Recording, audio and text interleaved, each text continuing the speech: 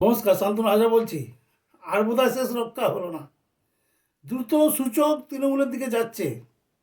এবারে মোটামুটি পরিষ্কার হয়ে গেছিল যে তৃণমূল হেরে যাবে, বিজেপি জিতে যাবে। কিন্তু এত দ্রুত সময়ের কাঁটা তৃণমূলের দিকে যাচ্ছে যে আজকে এই মুহূর্তে যদি ভোট হতো তাহলেও তৃণমূল হেরে যেত। কালকে যখন ভোট হবে, কালও অনেকটাই হেরে যাবে।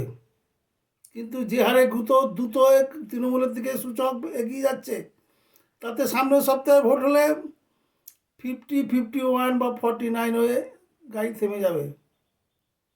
এবং বিজেপি যেটা ভেবেছিল যে এবছরে মামাটি মানুষের সরকার চলে যাবে, তারা ক্ষমতায় আসবে, সে ঘুরে বালি হবে না, এবারেও হলো না।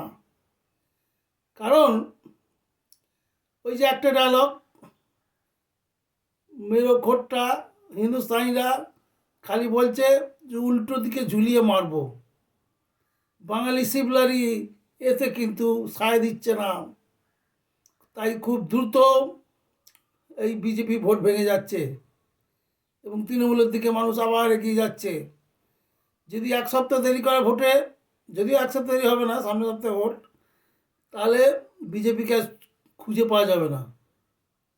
যেহেতু শিডিউল টাইমে ভোটটি হবে, যে ডেটের কথা আছে সেই ডেটটা খুব তুল্যমূল্য বিচারে বিজেপি হেরে যাচ্ছে। দেখা যাবে রেজাল্টের দিনে।